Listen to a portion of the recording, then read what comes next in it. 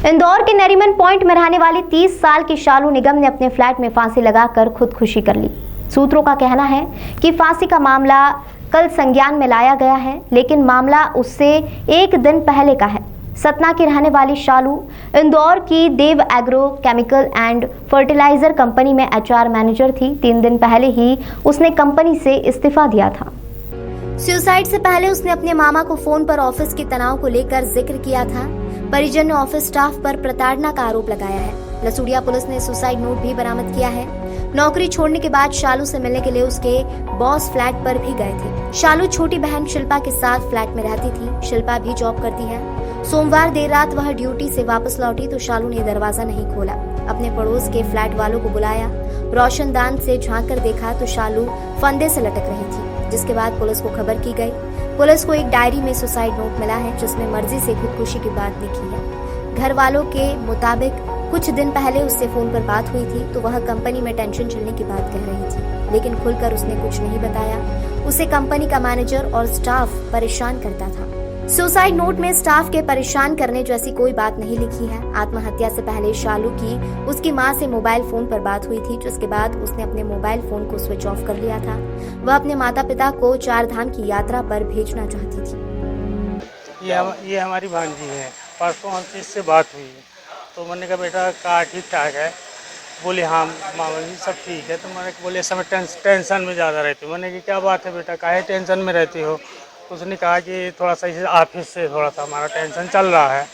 तो मैंने कहा किससे चल रहा है? बोले हो गया ऑफिस से चल रहा है। मतलब स्पष्ट नहीं बोली, क्लियर नहीं बता पाई है कि क्या हो गया है।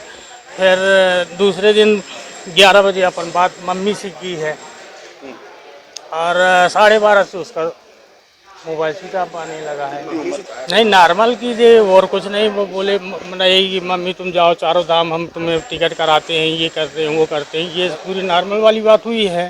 नहीं बस इतना ही कह रही थी कि मेरे को थोड़ा सा नौकरी नहीं करनी है, मेरे को टेंशन है। कितने वर्षों से नौकरी ये 3 साल से सर कर रही है। जी जी 30 साल की। कुछ मिला है अभी हमें देखने को नहीं मिला। अभी हमें अभी नहीं अभी वही हम इनसे बोले हैं सर से कि हमें वो पेपर दिखाइए, उसकी हम जानकारी लेंगे क्या लिखा है क्या नहीं लिखा। अब शंका तो वही है कि क्योंकि वो अपने से नहीं लगी है। वहाँ के हिसाब से देखा जाए तो वो सुसाइड नहीं की। ये हम 100% कह रहे हैं, क्योंकि वो तो टेहनी के भल बैठी है। कोई सुसाइड करेगा टंगा रहेगा टेहनी के भल। आपकी दबाव उन्होंने अब ये तो कुछ अपन नहीं बता पाएंगे, क्योंकि अपन इस पर ज़्यादा जानकारी है नहीं है। तो ये मालूम हुआ है कि 3 दिन पहले इन्होंने वो किया है। सर दूसरे दिन आए हैं घर पे आए हैं। घर पे उनको समझा रहे थे कि बेटा कर लो जो भी इनकी बात हुई हो। कैसे सूचना कैसे मिली आपको? के हमारी दूसरी भांजी छोटी वाली भांजी वही रहती है, तो वो भी यहीं पे रहती है। रहने वाले कहाँ पे हैं? ये हम सतना के हैं प्रॉपर। और ये यहाँ कितने वर्षों से? यहाँ रह रही करीब 10 साल से। रेंट पे रहती थी या घर का मकान? घर का मकान अभी ले लिया, खरीद लिया है पिछले साल। क्या नाम है उनका? उसका सीलू निगम, एक्सपायर हो गई। और कितनी उम्र थी? 30 साल। आप क्या लगते हैं? मामा है। ये हमारे यहाँ पे एचआर मैनेजर थी। 2-3 दिन पहले इसने रिजाइन डाला है। रिजाइन का कुछ रीज़न समझ में नहीं आया। उसके बाद मैंने इसको पूछने की कोशिश की, कुछ डिसाइड हुआ नहीं, कुछ बताया नहीं मुझे। उसके बाद जब तीसरे दिन की बात है, तीसरे दिन मैं सुबह 10:30 बजे घर से मेडिकल जांच कराते हुए ऑफिस के लिए निकला तो 10:30 बजे से पहले मैंने जांच करा के हॉस्पिटल से निकलते ही मैंने इसको फ़ोन लगाया। मैंने कि मैं ऑफिस के लिए निकल रहा हूँ। मैं ऑफिस पहुँच गया हूँ। ऑफिस में 2-3 लड़के इंटरव्यू के लिए आने वाले थे। इंटरव्यू के लिए लड़के आ गए हैं तो 2 बजे करीब, टाइम एग्जैक्ट नहीं, 2 बजे के आसपास मेरे स्टाफ ने, दूसरे मैनेजर ने जो है फ़ोन किया है। फ़ोन स्विच ऑफ आ रहा है। उसके बाद जब शाम को मैं निकला हूँ ऑफिस से घर के लिए, तब नीलू का फ़ोन करीब समथिंग 7:30 बजे के आसपास मेरे पास आया।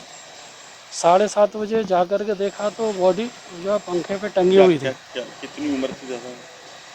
उम्र लगभग 29-30 साल के आसपास होगी। ये रिजाइन देने की बात कब कही थी उन्होंने? क्या चीज़? रिजाइन देने की बात कब कही थी उन्होंने? रिजाइन दे दिया था? रिजाइन करीब 3 दिन पहले दिया, 3-4 दिन हो गए होंगे रिजाइन दिए हुए। उसके बाद आपने उनसे संपर्क किया था? हाँ, मैंने संपर्क किया क्या उसको। कहना पड़ रहा था उनका? क्या रीजन कुछ बताया था उन्होंने? नहीं, रीजन कुछ भी नहीं बताया, कोई जवाब ही नहीं दिया। उसने बोला मेरी सिस्टर का ट्रांसफ़र हो रहा है, बोले मुझे भी उधर ही जाना रहेगा, बोले मैं यहाँ अब नहीं कर पाऊँगी मुझे। रिजाइन देने के बाद मुलाकात हुई थी आपकी उनसे? हाँ, रिजाइन देने के बाद मुलाकात हुई ना। क्या बातचीत हुई?